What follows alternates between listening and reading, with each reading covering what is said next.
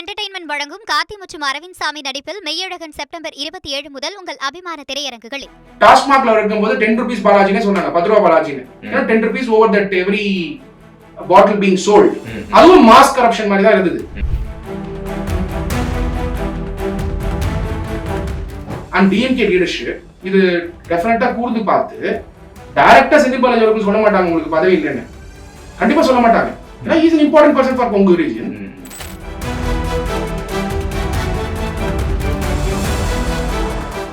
அவரு போய் உதயநிதி ஸ்டாலின் அவர்களை பாக்குறது, சிஎம் பாக்குறது, பப்ளிக் கிட்ட ஒரு பர்செப்ஷன் கிரியேட் பண்ண பாக்குறாரு. நான் பவருக்கு வந்துருவேன். சிஎம்ஓ உதயநிதி அவர்களோ எங்கேயாவது கமிட்மெண்ட் கொடுத்தாங்களா?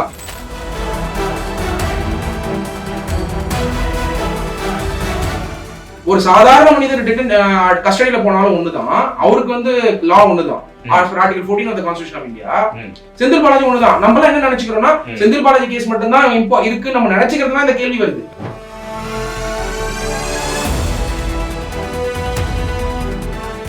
செந்தில் பாலாஜி அவர்கள் வெளியே வந்துட்டார். ஜெயில இருந்து வெளியே ஜாமீன்ல வந்ததும் அமைச்சரவை ஆகுறதுதான் சிக்கலா? ஏன்னா இதுதான் எல்லாரும் மைண்ட்ல இருந்துட்டு, மக்கள் மைண்ட்ல அதான் இருந்துட்டு. அப்படி இருக்கும்போது வை செந்தில் பாலாஜி மினிஸ்டர் ஆகணுங்கிறது தான் பாயிண்ட். செந்தில் பாலாஜி இல்லாம தமிழ்நாடு கவர்மெண்ட் நடக்காதா? இல்ல செந்தில் பாலாஜி இல்லாம அவர் எடுக்கக்கூடிய துறை, அவர் கேட்கக்கூடிய துறை வந்து எஃபிஷியன்டா நடந்துருமா? செந்தில் பாலாஜி அவர்கள் இப்ப அமைச்சராகிறதுக்கு தடை இருக்கா அப்படிங்கிற கேள்விக்கு கண்டிப்பா தடை இருக்கு.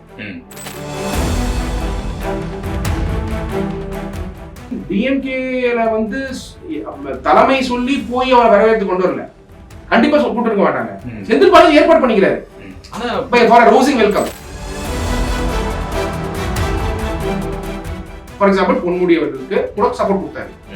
அதே மாதிரி யாராவது ஒருத்தருக்கு வந்து இந்த மாதிரி பாதிக்கப்பட்டா நான் வந்து இருக்கேன் அப்படிங்கறத இன்டைரக்டா செந்தில் பாலாஜியோட மெசேஜ் சொல்ற as a leader is communicating. அது டிஎம்கே ஓட டிஎன்ஏ. அது அண்ணால இருந்து ஸ்டாலின் அவர்கள் வரைக்கும் எந்த ஒரு ஆக்ஷன் ஆஃப் த கவர்மெண்ட் இருந்தாலும் ஃபெடரலிசம் ஆஸ்பெக்ட் தான் பேசுவாங்க. இது செந்தில் பாலாஜி சப்போர்ட்டா நீங்க எப்படி எடுத்துக்கிறீங்க?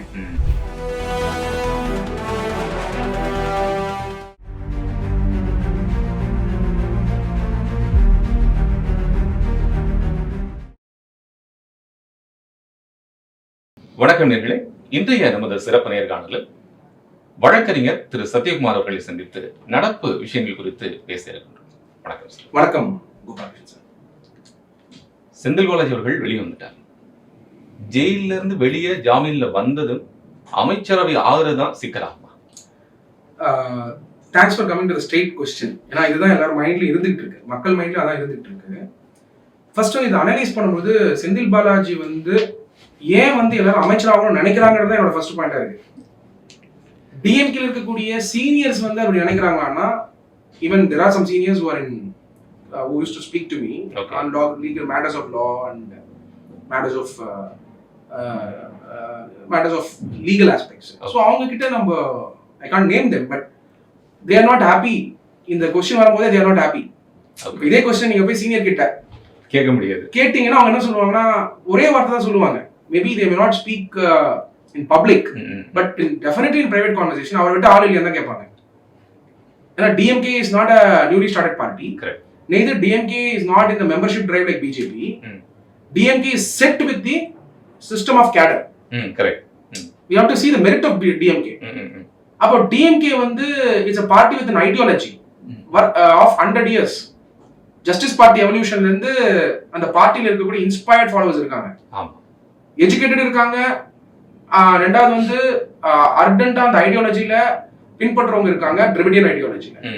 அப்படி இருக்கும்போது வை செந்தில் பாலாஜி மினிஸ்டர் ஆகணுங்கிறது தான் பாயிண்ட். செந்தில் பாலாஜி இல்லாம தமிழ்நாடு கவர்மெண்ட் நடக்காதா? இல்ல செந்தில் பாலாஜி இல்லாம அவர் எடுக்கக்கூடிய துறை, அவர் கேட்கக்கூடிய துறை வந்து எஃபிஷியன்டா நடந்துருமா?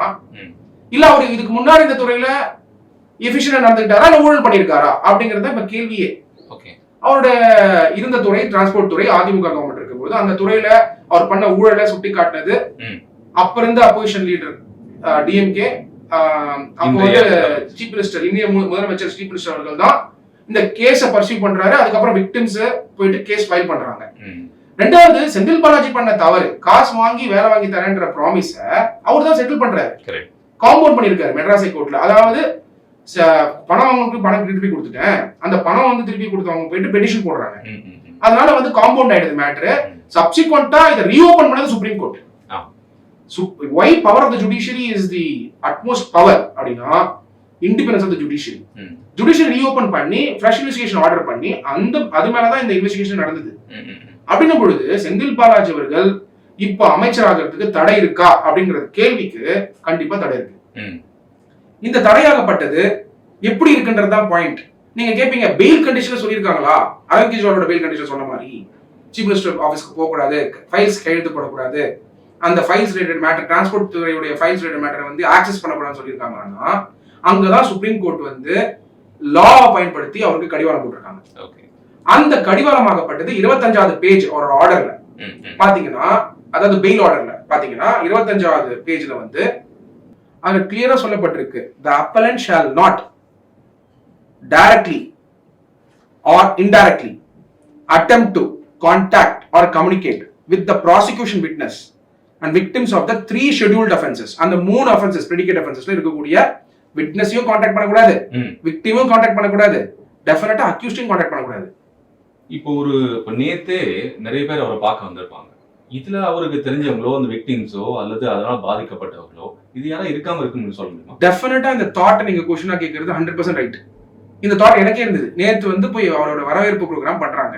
அந்த வரவேற்பு ப்ரோக்ராம்ல விக்டிம் போயிருக்க மாட்டாரு, ப்ராசிக்யூஷன் விட்னஸ் போயிருக்க மாட்டாரு அப்படிங்கிறது எங்கேயாவது வந்து அவரால் சொல்ல முடியுமா? சொல்ல முடியாது. Because there public.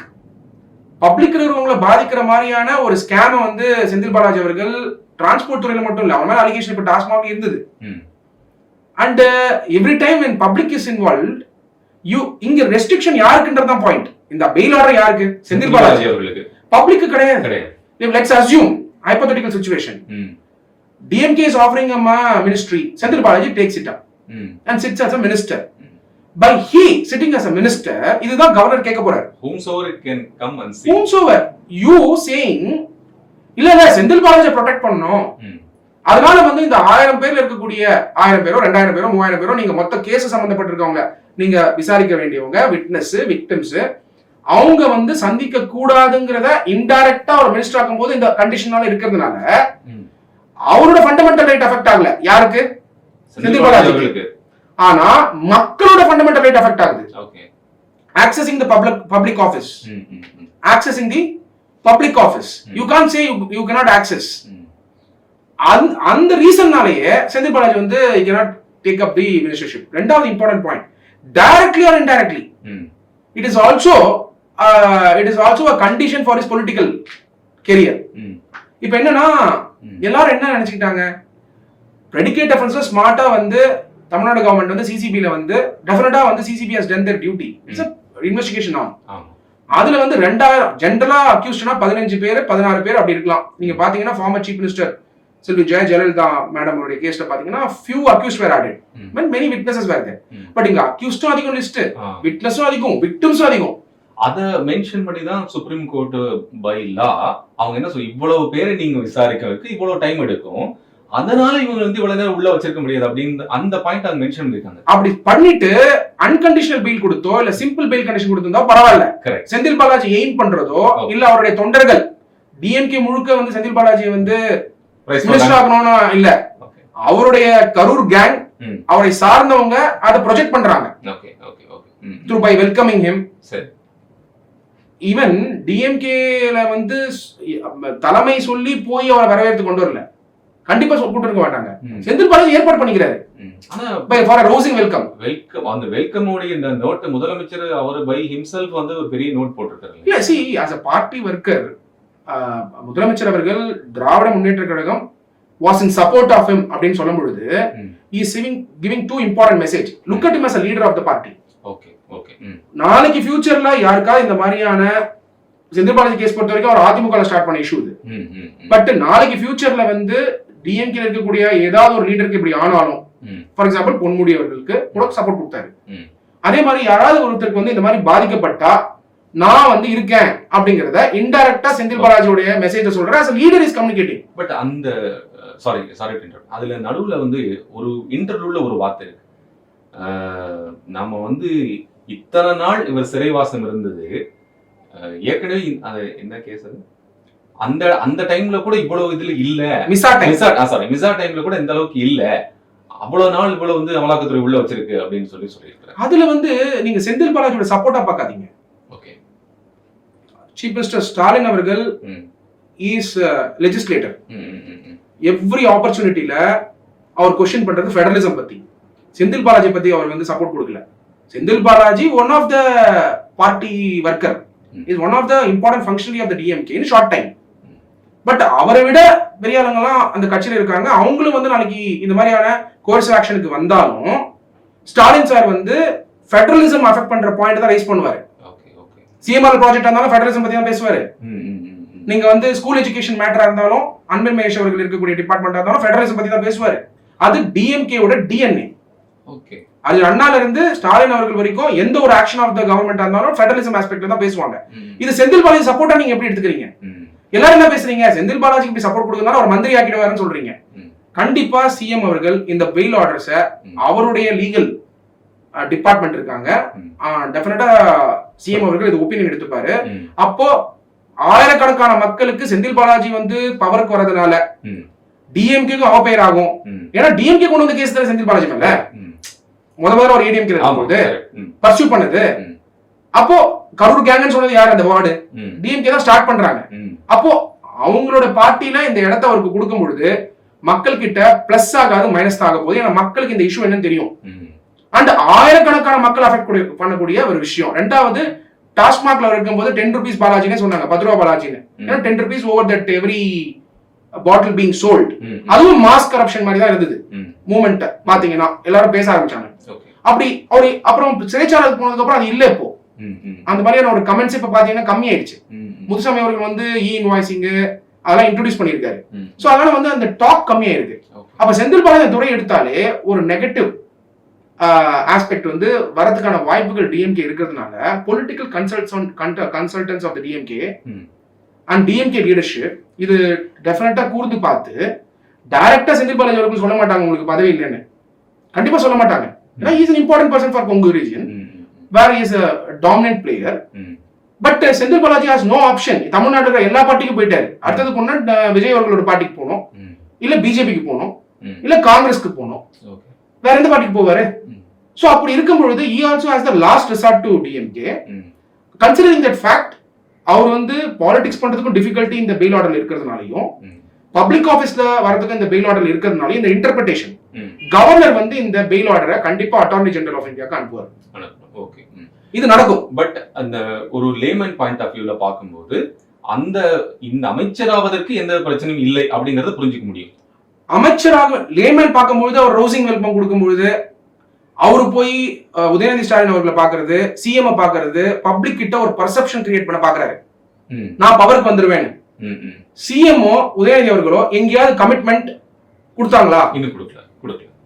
இப்ப பெயில்ல வந்த உடனே அதுக்கான ஏற்பாடு பண்ணிருக்கலாமே. if he is an important person, immediately இதோட இப்ப பொன்முடி அவர்களுக்கு ஜட்ஜ்மெண்ட் வந்த உடனேயே பதவி பிரமாணம் பண்ணாங்க. அதுல ஸ்டெப்ஸ் எடுத்தாங்க. பட் ஆளுநர் அதுக்கு எகென்ஸ்டா வந்து ஆளுநர் கிட்ட அப்ரோச் பண்ணல. என்ன செந்தில் பாலாஜி மேட்டர் பண்ணல. பெயில்ல வந்தாரு. கரெக்ட். முதலமைச்சர் பொன்முடிக்கு கொடுத்தாரு லெட்டர். உடனே லெட்டர் கொடுத்தாரு. ஏன் லெட்டர் அனுப்பல செந்தில் பாலாஜி அவர்களுக்கு? சிஎம் அவர்களுக்கு இதுல இருக்கக்கூடிய ஸ்ட்ரிஞ்சன்ட் கண்டிஷன் என்னன்னு தெரியும். இது செந்தில் பாலாஜி அவர்களை பவர்ல உட்கார வைக்கிறதுனால உதயநிதி ஸ்டாலின் அவர்களுக்கு என்ன ப்ராப்ளம் தெரியும். Okay okay. இது யாருக்கு பாதிப்பு? அல்டிமேட்டா செந்தில் பாலாஜி இந்த கட்சியில இருப்பாரு. இன்னைக்கு நாளைக்கு திருப்பி அதிமுக வந்து அங்க போய் ஜாயின் பண்ணிடுவாரு. நாளைக்கு வந்து வேற ஒரு கட்சி ஆட்சிக்கு வந்தா அந்த கட்சிக்கு போய் சேர்ந்து திருப்பி அங்க வேலை பண்ணுவாரு. பட் உதயநிதி ஸ்டாலின் அவர்கள் கடைசி வரைக்கும் டிஎம்கே தான் இருந்தாகணும். இஸ் a பார்ட்டியுடைய ideal face. He is now projected as a deputy chief minister. அப்படிங்கிற தாட் டிஎம்கே லீடர்ஷிப் இருக்குமா இருக்காதா? அதை நீங்க சிந்திச்சு பாருங்க. சோ நான் இப்ப புரிஞ்சுக்கிறதுக்காக கேட்கிறேன். அவர் அமைச்சர் ஆனால் இந்த கண்டிப்பாக இந்த ஜாமீனை இழப்பதற்கு வாய்ப்பு இருக்கு. அமைச்சரானா பப்ளிக் வந்து அவரை மீட் பண்றதை உங்களால தடுக்க முடியாது. அப்படி தடுக்க முடியாதுன்னா விக்டிம் வரலாம், விட்னஸ் வரலாம். இதை கண்காணிக்க போறது யாரு? பெயில் கண்டிஷனை அட்ஜர்மெண்ட் வாங்கக்கூடாது. எந்த கோர்ட்ல? பிரின்சிபல் செஷன்ஸ் கோர்ட்ல. Supreme Court has given the power to the Principal Sessions Court to monitor, which is in Chennai. Right. இப்போ இன்னொரு விஷயம் சார், மேண்டமஸ் கிரியேட் பண்றதுக்கு வாய்ப்பு இருக்கா இந்த உச்சநீதிமன்றத்துல? இந்த ரிட் ஆஃப் மேண்டமஸ் வந்து வாய்ப்பு இருக்கு. 2 கொஸ்டின் ஆஃப் லா வந்து செந்தில் பாலாஜி அவர்களுக்கு ரைஸ் பண்ற வாய்ப்பு இருக்கு. ஏன்னா சுப்ரீம் கோர்ட்டோட அப்சர்வேஷன்ல அவருடைய 1.34 crores, இவரோட attribution of that procedure of crime வந்து 1.25 crores. அந்த ஆங்கிள் அவர் என்ன சொல்றாரு, agriculture income, MLA salary, cash credit, cash deposit. எந்த எம்எல்ஏ சேலரிங்க கேஷ் டெபாசிட்? எந்த காலத்துல இருக்காரு இவரு? ஏங்க, இன்கம் டாக்ஸ் டிபார்ட்மெண்ட்ல நீங்க அக்ரிகல்ச்சர் இன்கம் கிளைம் பண்ணனும்னா section 10 subsection 1 of the income tax act 1961 படி நீங்க உங்க இடம் வச்சிருக்கீங்க அக்ரிகல்ச்சர் லேண்ட்னா உங்களுக்கு விஓ சர்டிபிகேட் வேணும். இன்கம் எவ்வளவு வரும் அந்த லேண்ட்ல. நீங்க ஜஸ்ட் லைக் தட் எல்லாத்தையும் அக்ரிகல்ச்சர் இன்கம் கிளைம் பண்ண முடியாது. Point number 1. அதுக்கு எவிடன்ஸ் இருக்கா, இப்ப கிரியேட் பண்ணுவாரா அப்படின்ற क्वेश्चन வருது. ரெண்டாவது பாயிண்ட் என்ன, எம்எல்ஏ salary எங்கங்க கேஷ் கிரெடிட், கேஷ் டெபாசிட்? கவர்மெண்ட்ல எப்பங்க கேஷ் டெபாசிட் பண்ணிருக்காங்க? எம்எல்ஏ salary ஆகப்பட்டது இட் இஸ் டிடிஎஸ் இருக்கக்கூடியது, tax deducted at source. Deduct பண்ணி as per section 192 of the income tax act 1961 படி டிடக்ட் பண்ணி தான் பே பண்ணணும். அது டாக்ஸபிள் இன்கம்ங்க. அப்போ என்ன சொல்ல வராரு, தமிழ்நாடு கவர்மெண்ட் அவருக்கு பே பண்ண salary கேஷ் டெபாசிட்னா அப்ப தமிழ்நாடு கவர்மெண்ட் வந்து கேஷ்ல போட்டுட்டு இருக்காங்க எம்எல்ஏக்கு. அந்த கேஷ் எங்க இருந்து வந்தது? அந்த கேஷ் எங்க இருந்து வந்தது? எந்த சோர்ஸ் ஆஃப் இன்கம்ல தமிழ்நாடு கவர்மெண்ட் வந்திருக்கும்? இது ஃபண்டமெண்டல் क्वेश्चन. இந்த ஃபண்டமெண்டல் क्वेश्चन எல்லாமே is a question of writ. Okay. So ஏன்னா அவர் ஃபைல் பண்ணிருக்காங்க நாமினேஷன், அந்த நாமினேஷன் இத டிக்ளேர் பண்ணிருக்கணுமா? அப்ப ரெப்ரசன்டேஷன் ஆஃப் பீப்பிள் ஆக்ட் படி நாமினேஷன் ஃபைல் பண்ண பேப்பர் இங்க இருக்கிற இன்கம் ரிப்போர்ட்டடும் மேட்ச் பண்ற எஃபர்ட்டை பாத்தீங்கன்னா ரிட்டர்ன்ஸ் கொடுக்கணும். அப்போ ரெஸ்பாண்டன்ட் இன்கம் டாக்ஸ் டிபார்ட்மெண்ட்டோ இடியோ இருந்தா கண்டிப்பா வந்து என்னங்கிற அந்த இன்ஃபர்மேஷன் வந்து கொடுக்க தான் செய்வாங்க. ஆல்ரெடி சர்ச் பண்ணிருக்காங்க, ரெக்கார்ட்ஸ் வந்து அசஸ்மெண்ட் ஓபன் அப் ஆயிருக்கு. அசஸ்மெண்ட்ல ஆல்ரெடி இன்ஃபர்மேஷன் இருக்கு இன்கம் டாக்ஸ் டிபார்ட்மெண்ட்டுக்கு. அப்ப அந்த இன்ஃபர்மேஷன் வந்து எடுத்துட்டு வந்து கோர்ட்ல கொடுக்குறாங்க. நாளைக்கு ரிட் போட்டா யாரும் போடலாமே ரிட். அதே விக்டிம்ஸ் யார் விக்டிம் ஆயிருக்காங்களோ செந்தில் பாலாஜி ஏமாந்தவங்கன்ற கன்சிடரேஷன் தானே. அப்ப அவங்க வந்து ரிட் போட்டா ரிட் ஆஃப் கோவரண்டாவும் போடலாம். ஒரு சமயம் நீங்க வந்து அவர் மந்திரி ஆகலாம், ரிட் ஆஃப் கோவரண்ட் போடலாம். பொசிஷன்ல வந்து டிஸ்குவாலிஃபிகேஷன் மெம்பர்ஷிப் வந்து அட்ராக்ட் ஆக வாய்ப்பு இருக்கு. அது மாதிரியான கேஸ் பிரசிடென்ஸ் ஆல்ரெடி இருக்கு வெள்ளூரோட ஒரு மெம்பருக்கு. இப்போ சார் ஏற்கனவே இது வந்து மூல வழக்கு இன்னும் அப்படியே பெண்டிங்ல இருக்கு. அதுதான் இந்த சிசிபியோட இருக்கு. இத டைரக்ஷன் கொடுக்கிறதுக்கு உச்சநீதிமன்றத்துல வந்து ஒரு சான்சஸ் இருக்கா? இல்ல, சிசிபி வழக்கு பொறுத்த வரைக்கும் பிரெடிகேட் அஃபென்ஸ் சார்ஜ் ஷீட் போட்டாங்க. ஓகே. இப்போ பெயில்ல வந்ததுனால ஸ்பீடி ட்ரையல் ஆர்டர் பண்ணலாம். பட் ஸ்பீடி ட்ரையல் என்னாலும் Gopalakrishnan sir, principal sessions court வந்து டெய்லி வரக்கூடிய வழக்குகள் பார்க்கணும், பெயில் மேட்டர்ஸ் பார்க்கணும், ட்ரையல் நடத்தணும். It is burdened. ஜுடிஷியரிங்கிறது செந்தில் பாலாஜிக்காக மட்டும் கிடையாது. Senthil Balaji is yet another citizen. Senthil Balaji is yet another citizen. He is not a special person for the judiciary. ஒரு சாதாரண மனிதர் கஸ்டடியில போனாலும் ஒண்ணுதான், அவருக்கு வந்து லா ஒண்ணுதான். Article 14 of the Constitution of India. Senthil Balaji ஒண்ணுதான். நம்ம எல்லாம் என்ன நினைச்சுக்கிறோம்னா செந்தில் பாலாஜி கேஸ் மட்டும் தான் இருக்கு நம்ம நினைச்சுக்கிறதுனா இந்த கேள்வி வருது. அப்ப பர்டன் ஆன் தி ஜுடிஷியரி எவ்வளவு இருக்கும்? பிரின்சிபல் செஷன்ஸ் கோர்ட்டுக்கு எவ்வளவு பர்டன் இருக்கும்? ஒரு நாளைக்கு நீங்க கோர்ட் போய் அப்சர்வ் பண்ணி பாருங்க, காலையில இருந்து எத்தனை மேட்டர் டிஸ்போஸ் பண்ணணும், எத்தனை மேட்டர் ஹியர் பண்ணணும். அதை தாண்டி செந்தில் பாலாஜியுடைய விட்னஸ் விக்டிம்ஸ் டைம் ஃபிக்ஸ் பண்ணா அப்ப பர்டன் ஆகுமாகாதா? கண்டிப்பா. அப்போ அவர் வந்து பிரெடிகேட் அஃபென்ஸ்ல இவ்வளவு பேர் ஆட் பண்ணாங்க ஸ்டேட், அதனால இன்னைக்கு அவர் பெயில் கிடைச்சிருக்கலாம். பெயில் கிடைச்சும் அவரோட பவருக்கும் பாலிடிக்ஸ்லும் இருக்கிறதுக்கான ஒரு क्वेश्चन இன்னைக்கு ரைஸ் ஆக ஆரம்பிச்சிருக்கு. He may be smart in putting this question of law and securing a bail. Liberty is granted. Before him two things are there. Now liberty is granted, power வந்து aspect பண்ணுவாரு. ஆனா liberty இருக்கணும்னா power வர முடியாது. ரெண்டுமே வேணும். ஆமா, ரெண்டுமே இருக்க முடியாது. Mutual exclusive. லிபர்ட்டி இருக்கு இன்னைக்கு, அப்ப வீட்ல போய் இருந்துக்கலாம். நீங்க பப்ளிக் லைஃப்ல இருக்கணும்னு சொன்னா லிபர்ட்டிக்கு சேலஞ்ச் இருக்கு. அமைச்சர் ஆகலாம், ஆனா உங்களுக்கு வந்து நீங்க மக்களை சந்திக்க முடியாது. மக்களை சந்திச்சீங்கன்னா அதுல விக்டிமோ இல்லாட்டி வந்து ப்ராசிக்யூஷன் விட்னஸோ விக்டிமோ வந்தா அப்போ உங்களுடைய லிபர்ட்டி கிராண்ட் பண்ணிருக்காங்களே பெயில், அது கேன்சல் ஆகுமே. இமிடியேட்டா நீங்க வந்து சிறைச்சாலைக்கு மீண்டும் போங்க. கரெக்ட். கேன்சல் பண்ற பவர் யாருக்கு கொடுத்திருக்காங்கன்றது தான் point. Who has the power to cancel the bail? It is a bail enlarged on bail from Principal Sessions Court. அங்க இருந்து இருக்கு. சுப்ரீம் கோர்ட் பெயில்ல வந்து ஷூரிட்டி எங்க கொடுத்தாரு? 25 லட்சம் ரூபாய்க்கு முதன்மை வரும். பிரின்சிபல் செஷன்ஸ் கோர்ட் தான் இத மானிட்டர் பண்ண போறாங்க. அவருடைய கோர்ட்ல வந்து டைம் குறைறது, அட்ஜென்ட்மென்ட் வாங்காம இருக்கிறது, சைனிங் வந்து ரிலாக்சேஷன் பண்ணிக்கலாம். மண்டே, ஃப்ரைடே, சாட்டர்டே அதுக்கு வந்து ரிலாக்சேஷன் கண்டினியூஸா ஒரு 15 நாள், 20 நாள், 30 நாள், ஒரு மாசம் பண்ணிட்டு. பட் இந்த கண்டிஷன் ரிலாக்ஸ் பண்றதுக்கு கிரவுண்ட் இருக்கான்னா கோர்ட்ல போயிட்டு இந்த கண்டிஷன் ரிலாக்ஸ் பண்ணுங்கன்னு சொல்ல முடியுமா? ஒருத்தரா, ரெண்டு பேரா, ஆயிரக்கணக்கான பேரு.